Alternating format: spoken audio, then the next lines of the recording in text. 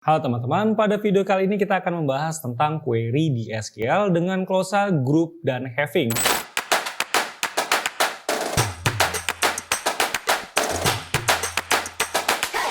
Nah, di video sebelumnya kita tuh sudah membahas tentang learning path SQL, basic query SQL, lalu kita juga mencoba memfilter di SQL. Nah, di sini kita akan menggroupingkan, lalu menghitung serta memfilter data. Oke? Namun sebelum lebih lanjut, jika teman-teman merasa video ini sangat bermanfaat nantinya, silakan like ataupun share video ini. Dan jika kamu merasa channel ini sangat bermanfaat, silakan subscribe. Karena dengan subscribe, teman-teman akan mendapatkan informasi-informasi terbaru tentang channel ini. Nah, untuk query-nya sendiri, tabel yang kita gunakan sama seperti pada video sebelumnya. Saya menggunakan tabel, yaitu tabel customer dengan 7 kolom, yaitu customer code, customer name, customer city, sampai receive. Dan datanya sendiri pun tidak begitu banyak, hanya ada beberapa data saja, hanya 25 data saja. Nah, di sini silakan teman-teman eksplorasi menggunakan datanya teman-teman atau menggunakan data yang saya gunakan. Nah, untuk query-nya sendiri, query group itu sebenarnya konsepnya itu adalah bagaimana kita melakukan grouping. Lalu dari grup itu kita ingin ngelakuin apa sih? Oke ya, sesederhananya itu.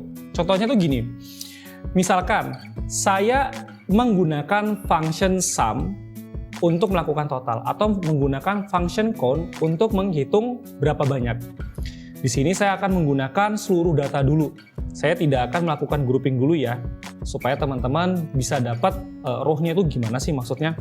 Jadi misalkan di sini saya menggunakan count untuk menghitung berapa banyak data. Lalu di sini saya juga menggunakan sum untuk mengetahui total dari si receive. Lalu saya juga menggunakan average untuk mengetahui rata-rata dari receive seperti ini. Nah, kalau ini saya jalankan, ya, ini kalau saya jalankan, saya cuma dapat seperti ini. Dapat total datanya berapa, sum-nya berapa, rata-rata berapa. Ya udah, hanya seperti itu. Nggak ada hal yang bisa kita dapatkan insight lebih gitu dari data yang kita punya. Nah, sekarang coba kita menambahkan customer city di depannya.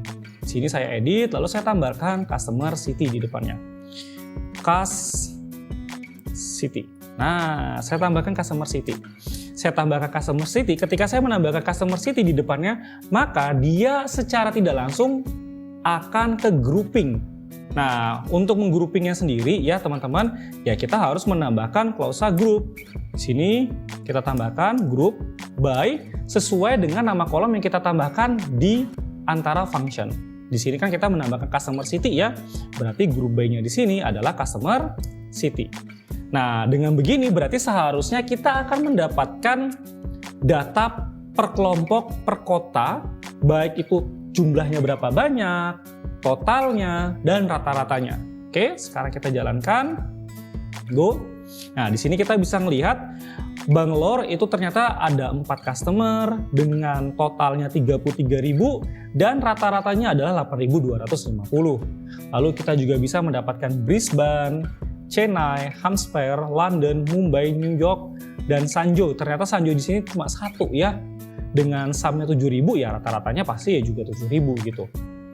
Nah, misalkan teman-teman sudah mendapatkan data dengan seperti ini.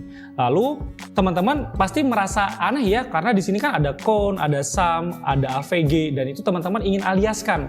Atau teman-teman ingin ganti ya, ingin ganti nama kolomnya supaya berbeda gitu.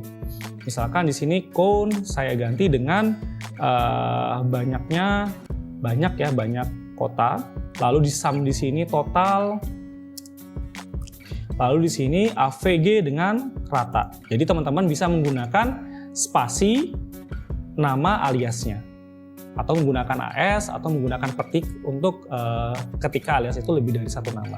Tapi saran saya hanya di satu kata ya. Kalau misalkan dia lebih dari satu kata, teman-teman bisa menggunakan underscore. Misalkan kayak rata-rata berarti underscore rata-rata. Di sini total receive berarti underscore total receive. Seperti ini. Oke, di sini banyak berarti banyak kota. Oke ya teman-teman, sekarang coba kita jalankan, maka hasilnya jadi lebih enak dibaca. Gak kayak tadi kan nama-nama functionnya tuh. nggak enak ya dibaca. Kalau begini jadi lebih enak kayak Bangalore, oh ternyata ada berapa banyak sih? Ada 4. Harusnya banyak customer ya, bukan banyak kota. Lalu total receive dan rata-rata. Nah, selanjutnya selain kita bisa mengaliaskan, kita bisa menggroupingkan, lalu kita mentotalkan menggunakan function. Function itu sebenarnya banyak ya. Selain ini juga ada max dan min. Kita juga bisa melakukan filter. Kalau tadi di where itu kita kan filternya baris ya. Kalau untuk grouping itu jangan filternya menggunakan where walaupun bisa, tapi gunakan filternya adalah filter having. Jadi contohnya tuh gini, saya ingin mengetahui yang total receive-nya lebih dari 20.000. Ya, saya ingin mengetahui yang total receive-nya lebih dari 20.000. Maka teman-teman setelah group by di sini teman-teman bisa menggunakan having. Having di mana sum receive seperti ini lebih dari 20.000. Nah, sum receive lebih dari 20.000. Ketika seperti ini saya jalankan, maka saya akan mendapatkan sum atau total receive yang lebih dari 20.000 saja. Pak, bisa nggak kalau misalkan pakai rentang? Bisa banget. Teman-teman tinggal menggunakan between saja. Contohnya di sini saya ingin rentang di antara 20.000 sampai 25.000 gitu ya. Ya, berarti di sini tinggal sum receive between 20.000 and 25.000. Cukup sederhana ini. Lalu tinggal saya jalankan. Maka saya dapatkan dua data Brisbane dan Toronto itu adalah total receive yang di antara 20.000 sampai 25.000. Oke ya, cukup mudah ya teman-teman ya terkait dengan group by, having, lalu kita juga mengaliaskan nama kolomnya supaya lebih manusiawi. Oke, dari video kali ini hanya ini saja, dan untuk video SQL lainnya kita masih akan membahas join, kita akan membahas union dan lain-lain. Ikuti terus video terkait dengan SQL ini, dan dari video ini terima kasih sudah menonton sampai detik ini. Salam.